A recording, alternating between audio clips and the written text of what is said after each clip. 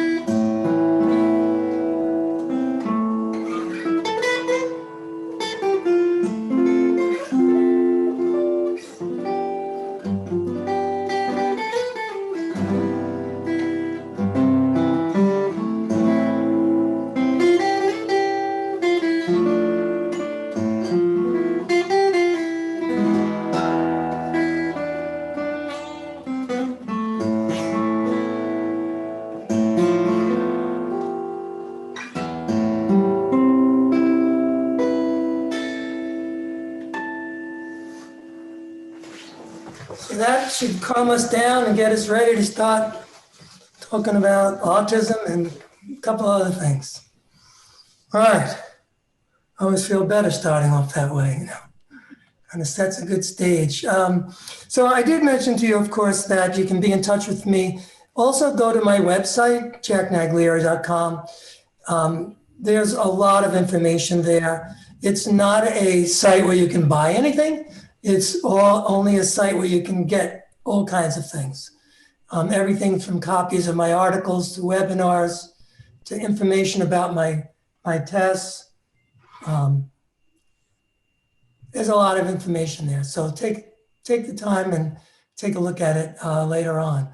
Of course, just, for disclosures, I will be talking about my Autism Spectrum Rating Scale and some of my other tests as we go through today. But I like to start with the big picture.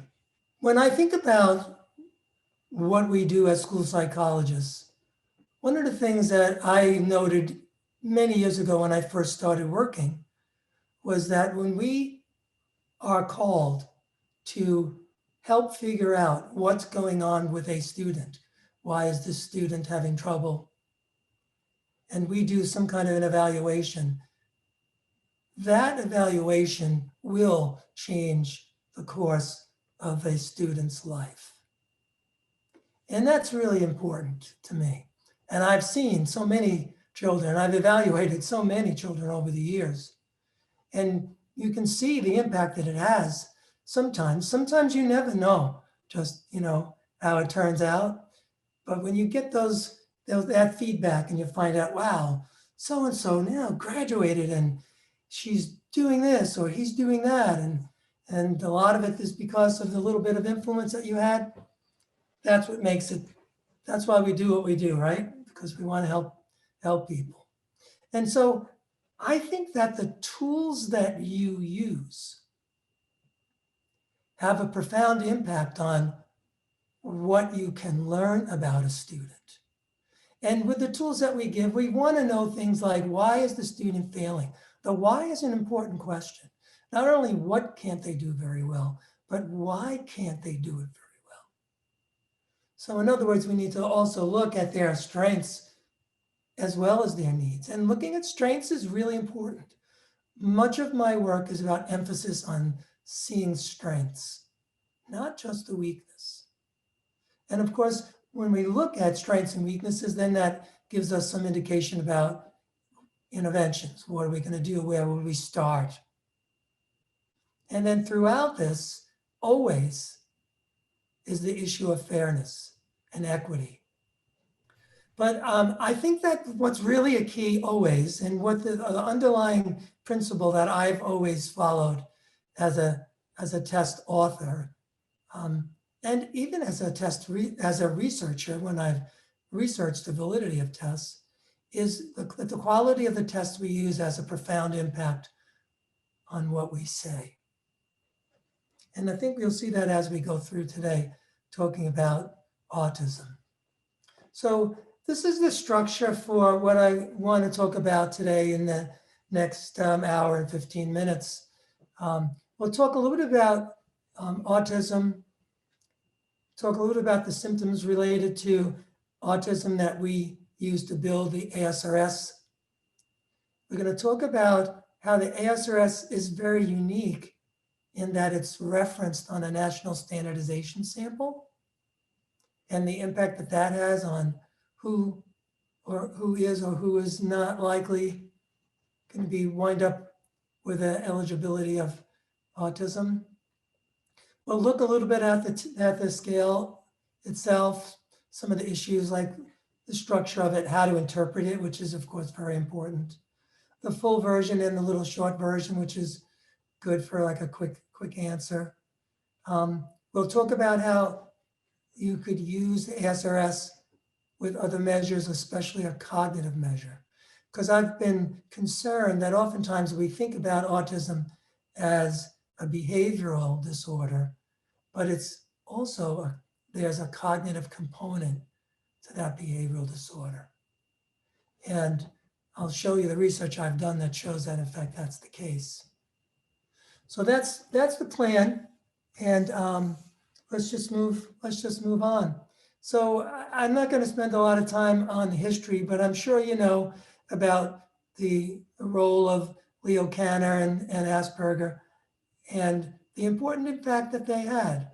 Of course, it was in 1943 when Kanner first started talking about this problem, this diagnosis.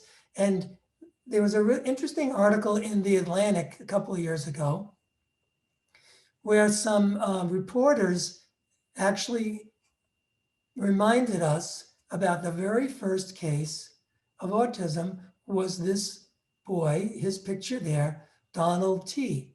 This is first seen in October of 1938, well before we all were born. And the description of the boy and the father, I thought it was really interesting how the reporters talked about how Kanner noted how the father provided a 33-page typewritten history of the boy filled with much obsessive detail. It's kind of interesting. Anyway, so these reporters talk about how this young first child ever identified as having autism, how he was, had all the kind of symptoms that we talk about. He had lots and lots of information, knew lots of things, could quickly count, amazing ability to, do all kinds of things, count the number of bricks on the wall, and so on and so forth. And of course, the key being didn't like to be with other people, didn't really cry for his mother or father, didn't attach. No. But here's the thing, they tracked this man down as an adult. And here's Donald as an adult many years later. I thought the article was really fascinating. And I love this picture. Something about it just kind of conveys this is a different kind of person, right? Not many of us wear our eyeglasses on top of our head like that. Yeah, it's pretty interesting. Anyway, so what does he look like? What is he like now? Well, he drives a car, so he's not, he has some impairment, but he's able to do things. But I love the description that the authors of this paper provided. He drives his car with a distinct rhythm, pressing the gas pedal and lifting it up, pressing it, releasing, pressing, release. I guess you get a little bit of a whiplash that way, but the forward posture of and two-fisted grip on the wheel of an old man with a face beaming like a boy's, who has the expression once relaxed and resolute of a man doing precisely what he wants to do. I mean, this person has been able to be function in ways that perhaps we would have never thought. But the description, even going back to Cantor, is so relevant to what we have today. When you think about autism, the essence of it is this inability to relate, to connect, to really connect with people. And then, of course, we have the related issues of language and social communication, the interaction with others. And they could seem really, really smart or not so. And of course, emotional contact, emotional connectivity being a big issue. And so within that context, this is how I got interested in providing a rating scale for these individuals. Interest in autism, and with my co-author, Sam Goldstein, we decided that it made sense to build an autism spectrum rating scale. And what we wanted to do is develop an empirically supported multi-factor scale that reflects the autism spectrum. So what does that mean exactly? Well, here's where what I love about this work and really so many of my tests is when you develop a test, you're actually doing research. So when I was a professor and I wanted to research a certain topic, I might go out and get 100 or 150 kids and test them, and that was my research study. But when you develop a test, the publisher goes out and collects thousands of cases that represent the US population. So now you can answer questions on a bigger scale and on a more secure scale. And one of the questions we really wanted to ask and answer was, does the structure of the DSM, how does that fit with, if we did a factor analytic study of the behaviors related to autism, how do they all fall out? Is there some support for that structure? And so that's what we did. We developed the ASRS items. We just wrote a whole bunch of items that, like, everything that people talk about. Then we went out and tested them and we put it into our test. And then we did our factor analytic studies to answer the question, what's the structure of these items as it relates to autism? And for the little kids, we got two-factor solution. The first factor was social communication. So it's issues like keep a conversation going, understand other people, interact well with others, and so on.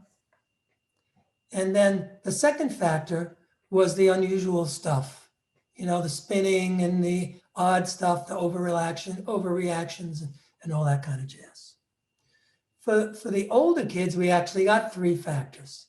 We got a social communication, which is basically the same as for the younger kids. We got a second factor, the unusual behaviors, but the really interesting thing was we got a third factor that had to do with relationship, impulsivity, compliance, arguing, like a self-regulation factor. This is going to come in really become important when I show you how we differentiate ADHD from ASD.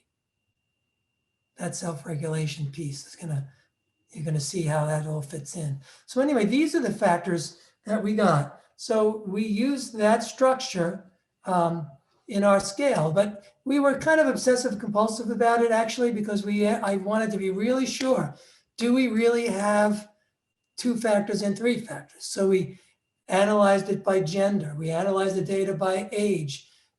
We analyzed it by parent, by teacher, by race, by clinical status or not. And we always got the same result, that it was 2 factors for the little kids, 3 factors for the older kids. Why is that important?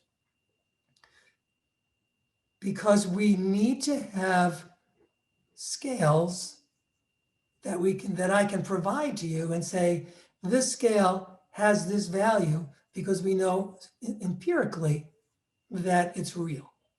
These items cluster together. And that's important for understanding the student. Because remember, you give an autism spectrum rating scale or any rating scale of autism, not to do diagnosis, but to understand the student beyond the diagnosis that you make based upon the DSM, right? Because you decide autism or not based upon the criteria in the DSM, but the scales inform you about the characteristics of that person.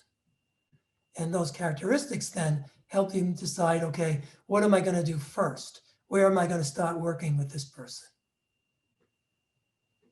So let's take a few more steps. If you want to read about a little bit more about the science behind our factor analytic studies, you can get a look at this paper that we published in Psych in the Schools, 8 years ago now.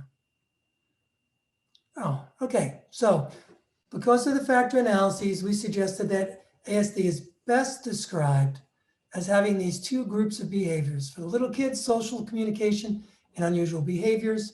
For the older kids, we added the self-regulation scale. So that was the organization of the ASRS. But I didn't feel that that was enough. Because what I want to know is more detail about, well, if the peer socialization influenced one of the scales more than adult socialization, was the rigidity an important factor more in one scale than the other? And so what I said is that, hey, you know what we need to do is we need to group the items based upon their content, and then provide additional scores that help you decide what do those bigger scores mean. And that's what these subscales are for. You could think of them like subtests if you want. They're all about the content of the questions. That's what they're about. Now, when we had our first meeting at MHS on the ASRS, everyone was talking about the plans for what we were going to do. And one of the people said, well, of course, we're going to get a sample of children who have autism, and that'll be our reference group. And I just shook my head and said, no. And everybody looked at me. I said, no, we're not going to do that. And they're like, but that's what everybody does. And like I hear my mother telling me, just because everybody does it doesn't mean you should do it, right? I say, no, that doesn't make any sense. We need to have a nationally representative comparison group. So that's what we did. That's what makes this test very unique, because our reference group is everybody, not just people who may have been referred to or have autism. And I'm going to show you why this is so very important. In the book on that on assessment of autism that now is in the second edition. I have a chapter that I wrote with one of my students, Kim Chambers, and we stressed the importance of understanding how the calibration of the score that you get on any test is so very much related to that comparison to some reference group, and of course, as well as reliability and the validity of the instrument, but just what you say about it. The composition of the comparison group is critical. And to give you a kind of a sense of this, I'm going to show you some actual data. So after we got the standardization data from the ASRS, I wanted to test my own hypothesis. Was I right? Was it reasonable to force the company to spend a lot of time and a lot of money getting a national sample? Could we have just used a sample of children with autism? And the way to answer that question was simply to look at the results. And I published these data in this book that Bruce Bracken and Kurt Geisinger published some years ago. And so the sample that we had about a little more than 200 children with autism, Asperger, and so on, all diagnosed based upon the DSM-4 at the time, or ICD-10. And then we had our representative sample of 1,800 individuals who represent the US population. And what I did was create a normative conversion table based upon these two samples so that we could see what difference does it really make. Look at this first column where it says ASRS raw score. So this is the sum of the scores for all the items on the ASRS, and the shaded boxes represent the average. The mean of the ASD group was 130. Now, how do I know that? Is because this is a T-score that I created here. So T-score of 50 is at the mean. And a 40 would be 1 SD below the mean. So a raw score of 130 is a T-score of 50, in other words, a 50th percentile, based on an ASD sample. A raw score of 90 is a T-score of 42 based upon the ASD sample, so not quite 1 SD below the mean. Now, what happens when we look at the national comparison? A raw score of 90 is a T-score of 60 in relation to the national comparison. And a raw score of 130, which was an average score for children with autism, was a T-score of 71, which is 2 standard deviations above the mean. So what does this tell us? It tells us that you can be well below the mean of a group of people with autism and still be a standard deviation above the mean of a typical representative sample of people on the scale. I'm trying not to make it too mathematical, but more conceptual.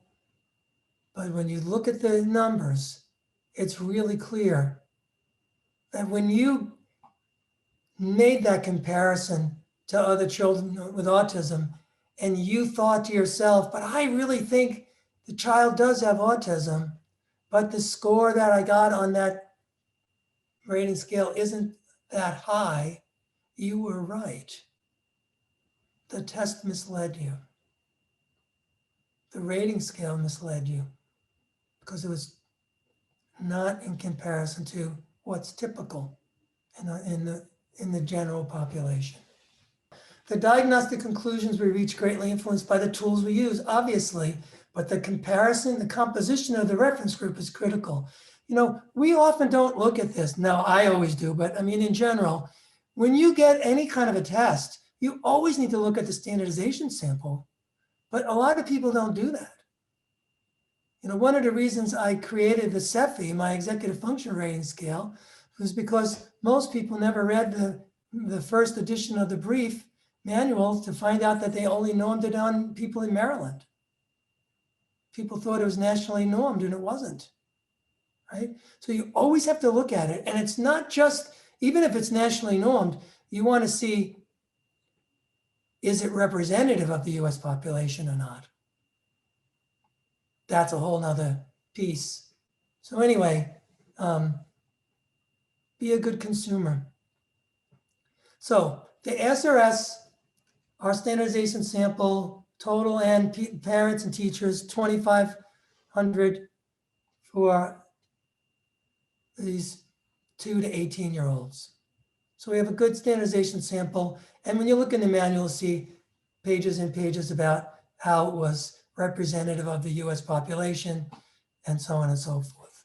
First of all, by the way, you can, every single person on this call, actually anyone in the field, can go on MHS website, go to ASRS, fill out a little form, and they'll give you access for a trial. And it's of one of each of the teacher, the rating, the parent rating, and the 2 to 5 and the 6 to 18-year-old. So you really, it's not just one trial. You could try all of the different levels, just as you would ordinarily. There's no like, we only give you this much information. No, you get the full report, you get everything. And I encourage you to do that because, you know, it's always different when you actually try something and see what it's like. And you'll get the interpretive report and everything. So it's like in a lot of the rating scales, it's doing, you know, how often have we seen certain behaviors in the last 4 weeks? Teacher rating scales. And if you could do it by hand if you really want to. One of the things I really love about that, all of my rating scales with the MHS is you can get a link, send a link to a teacher and a parent. They click on the link, it takes them to the website, they fill out the form, and then you get your report back as an email. It's really awesome. So no more of the, you know, you put a form in the teacher's mailbox and then, you know, 3 weeks later they ask for another one because they can't find the first one. And you're like, you know, that costs money, that dang form, you know. But we don't have that problem anymore. It's really easy. All right, let's go on. So if you want to do it by hand, you can. All the data are in the record form. And we also have a way of analyzing all the treatment scales to get an understanding of when a student score is too high, when is it problematic, and so on. And all this is done instantaneously when you use the online scoring and report writing. We do have readability statistics in the test, and I think that's important to know that, you know, if you're sending it home to a parent, that they need to be able to have, you know, they have to be able to read and understand. So that's always important. So one of the things that we did when we built this scale was build it with the understanding that it would be used with other data. And so we just want to share a couple of things here about basic validity. So of course, if you want a scale that's measuring autism, you don't want kids who have a different kind of diagnosis to get a high score on your scale that's supposed to measure autism, right? So we did a lot of research to look at the validity of the scale. So we had individuals with autism, with ADHD, with communication delays, with developmental delays, with anxiety and depression. And when we put all these data together, this is a kind of a simple way. There's much more data in the actual manual. But basically, here's what we found. When you have any kind of other clinical diagnosis, you don't get a high score on the ASRS. A high score meaning lots of symptoms of autism. So when you see these kind of validity data, that tells us that the scale is being sensitive to the group we want it to be sensitive to. So very important to have.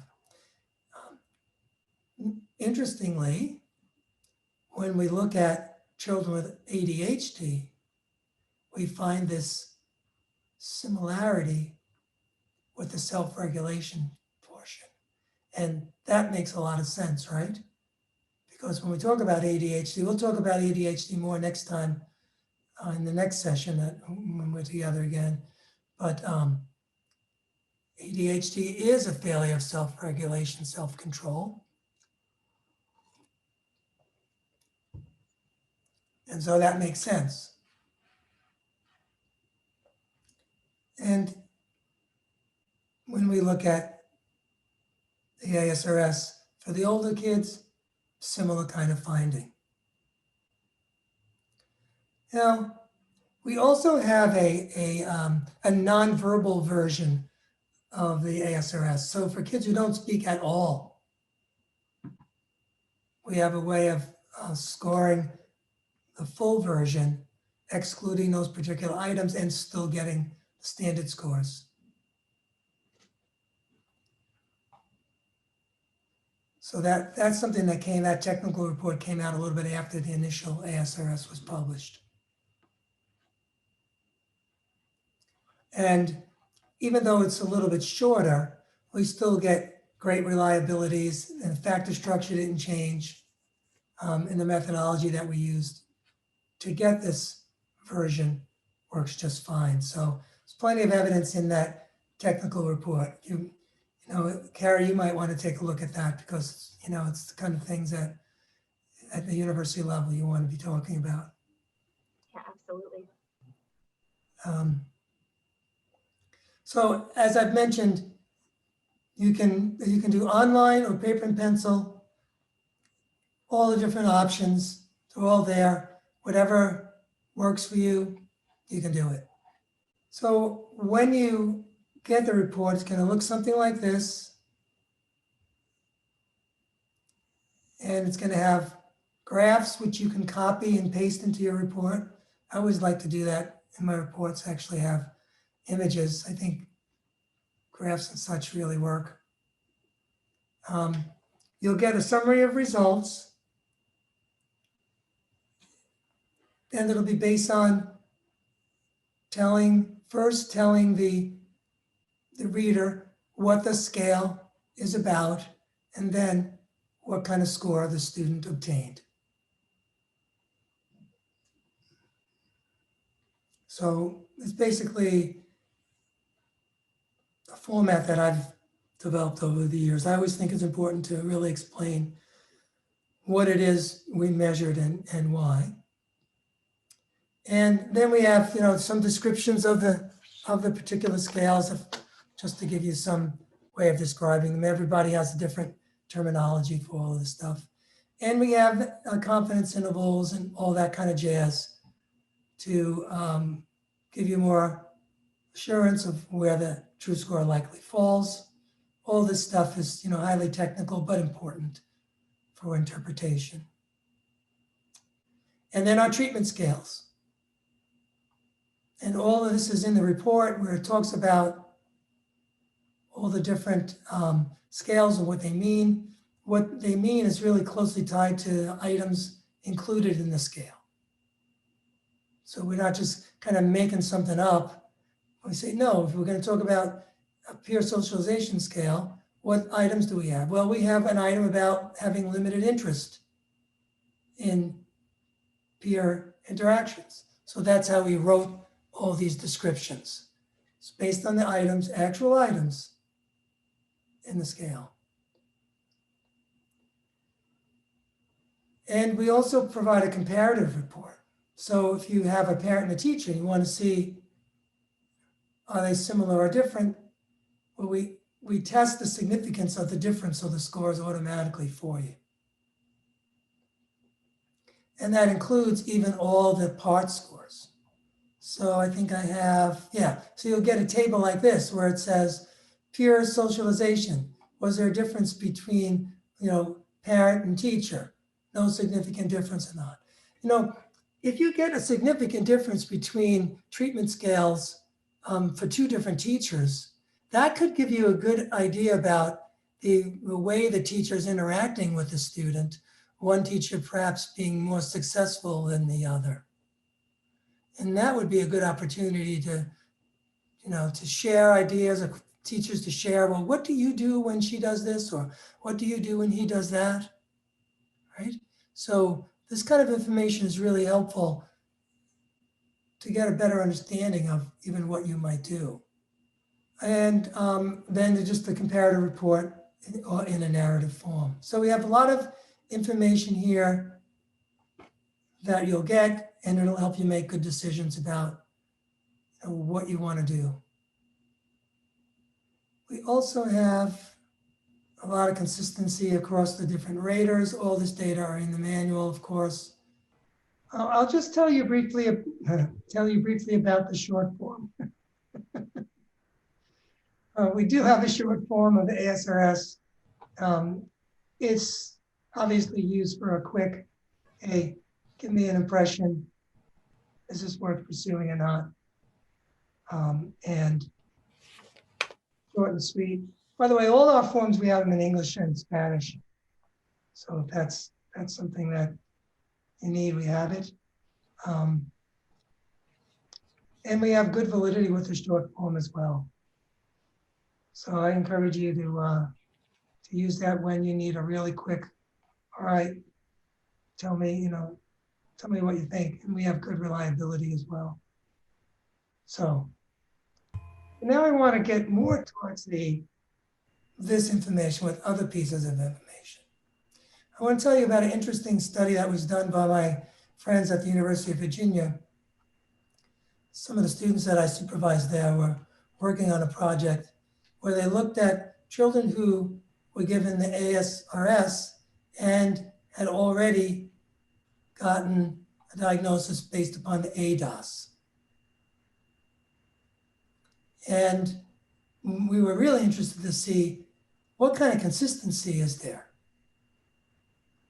And so we did a study with 90 individuals. They all had been diagnosed on the basis of the ADOS. And when we looked at the ASRS total score, the ADOS diagnosed 81, the ASRS 80.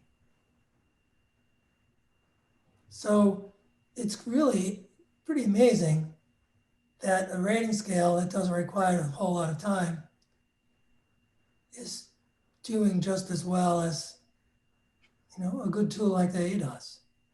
So that gives you can think of it as giving you consistency if you need more than one measure, or if you have limited time, ASRS is your shortest, quickest way of getting a good, reliable estimate of what's going on.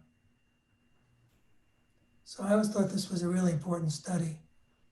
One of the things that I became really interested in when Sam and I published this assessment of autism spectrum disorders book was in one of the chapters, the authors talked about the cognitive aspect of people with autism.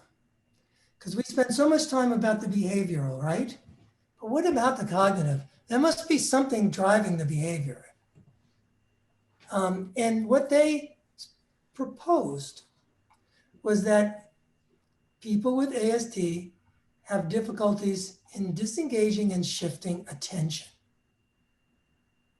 Now, this really got my attention, pardon the redundancy of the statement, but because as you might know, I publish a test that has an attention scale in it.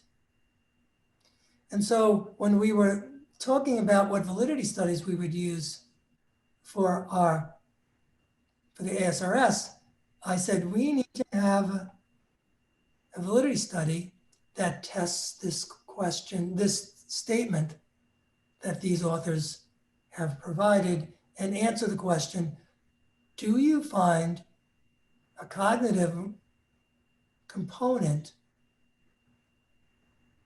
for some people who have autism?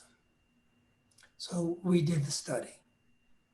Do people with autism have a cognitive weakness in the area of attention?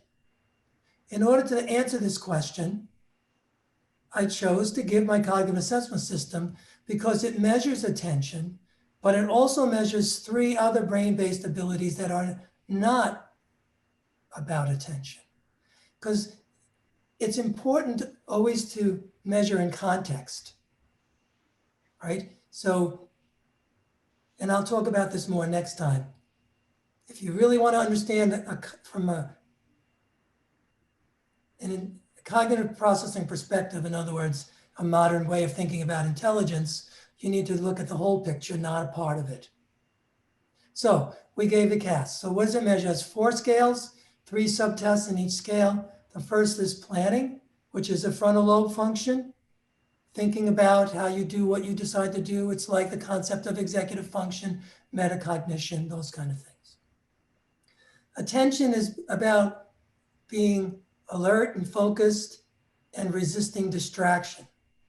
So we know these people can really focus, right? Like really focus on something intently, but try to get them to shift. Shift is a big challenge.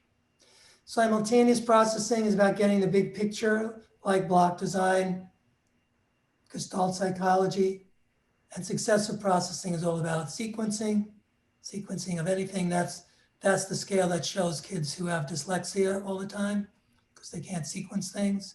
So anyway, we gave the individually administered test to students who had autism. What we're trying to get at is basically measuring abilities defined by different brain regions. The first functional unit is arousal and attention, base of the brain. Then we have the second functional unit that Luria talks about, the back part of the brain, temporal lobe for successive processing, occipital parietal for simultaneous, and then the front part of the brain for planning. That's where this theory comes from. We didn't make this up. My colleague JP Das and I did not make these constructs up. They come from Luria, who studied how the brain works. So it's completely different than what we've done with, like, I don't know, CHC or with a whisk or whatever, where it's basically just made up. Here, we followed a blueprint based upon brain function. That's how we define these 4 abilities. So planning is when you give a child a task and the child has to decide how to do it. So like, you know, when you give encoding on the whisk and the kid starts to skip, didn't you ever think that's a damn good idea, right? But we don't allow them to do it. On our test, it's basically a coding test. We tell them you have to put XO under A and OO under B, but you can fill it out any way you want. So they'll do the A's first and then the B's and so on. That's how we get a measure of, are they thinking strategically? The attention is basically like a Stroop test. We love this because it's multidimensional stimulus, a word and a color, and you need to resist responding to the thing that's most salient, which is the word, and respond instead to the color. Simultaneous processing is all about seeing how things go together. So we measure it by a test like this: which picture shows a boy behind a girl? So it's a verbal comprehension of spatial relationships. It's pretty cool. And as I mentioned, successive is just about sequencing. Visual digit span, oral digit span. I'll show you some more of the ones next time that are a lot more complicated. But here's the thing. Here's what we found. Sorry, this is a little complicated. So let's just look at let's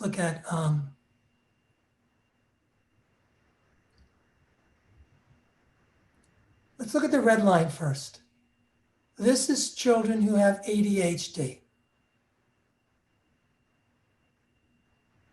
They're low in planning, just like Russ Barkley says, they have executive function disorder. These are the children who have autism, explicitly low on the attention scale. And these are the children who have dyslexia, specifically low on the successive processing scale. Different profiles for different kids, but what's really interesting is this. If you just look at the difference between autism and ADHD, so just for first, before you look at the figures, just let me explain to you what I did here. So you'll notice that I have on the leftmost portion of both of these, the scale of 100 to 130 going, higher scores are better. And on the right-hand side, I have the T-scores that correspond to those standard scores. Higher scores on the ASRS, of course, are worse. So this is the kind of profile you get on cognitive and behavioral for children with autism. Typical except for attention, not typical on all the behaviors related to autism. ADHD kids, you get this, low in planning and just low on social communication, low on unusual behavior, but high on self-regulation, just like we expected, because the self-regulation problem is related to the planning problem. Does that make sense to you? All right, so listen, autism isn't just about a behavioral disorder. It's more than that. And you need to know this. Because if you have a student who has an attentional problem, you need to work with that student's autistic behaviors, mindful of the kind of interventions you need for the attention scale on the CAS. And I'll talk about this next time. And the opposite is true here for kids, kids who have weakness in planning or weakness in successive or simultaneous, they have different kind of cognitive interventions. So that's kind of like a little bit of a window into next time, but also keep in mind, autism isn't just about a behavioral problem. And you need to know when it is a cognitive one as well.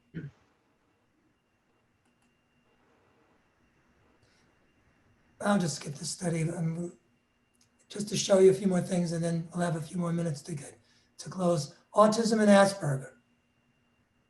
What do those look like on the ASRS? Well, here's a paper that Sam and I wrote, and you can see, here's the profiles for students who had autism and students who have Asperger, and you can see it's really clear.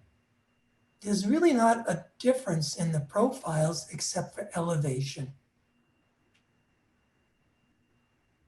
So when there's efforts to say, they really shouldn't be two different disorders, that makes sense. It's just about degree, not about a qualitative difference. And interestingly, these are the profiles for children with autism and Asperger on my cognitive assessment system. Same thing. So you have the kids with Asperger have higher cognitive scores than the kids with autism, but they both have a dip on the attention scale. It's nice when you look at the same person or the same groups from different perspectives and you're seeing the same kind of patterns, right? that's a different kind of validity. I mean, that's the kind of validity that you want. It's like a replication. I want to share with you a really fascinating case study. My cognitive assessment system has been published in Norway for many years, and we just finished the Scandinavian version a few months ago. Anyway, my colleague there, Morten Hem, told me about a case that he worked with, a boy who was at that time that he was tested, 14-year-old, and he had been diagnosed with autism for many years, and a lot of it had to do with how he spoke and his social interaction issues, mispronunciations. He was getting speech therapy and on and on and on. But he had a lot of problems in school, in and out of with kids work, with other kids and so on and so forth. And so Morton showed me this case, and when I asked him about, well, what did the scores look like on the ASRS? Well, actually, his total score on the ASRS was fine. It was a 52. It's very average. But his social communication was really messed up. A 64 in social communication. And you know what? When we looked at his CAS scores, he had a 60, which is obviously very low on his successive processing. His speech problems are a function of his temporal lobe issues, his successive processing score, and he was misdiagnosed. And there was a cognitive explanation, a different one than we expect, not an attention part, but rather in this case, this is a specific learning disability. And I'll talk some more about that next time with the discrepancy consistency method for determining SLD with cognitive assessment system and related tools. But I wanted to have like about 5 minutes to kind of see what else we need to get closure on, and then we'll be done right on time for the day. I put this picture together a couple of weeks ago when I saw this little flower growing up out of the bricks in my driveway. And I thought, what an image of resilience. And so I put this statement that the pandemic will not last forever, but the lessons we teach our children about how to cope with adversity will last a lifetime. And I hope that that's a little bit of an uplifting message to end on.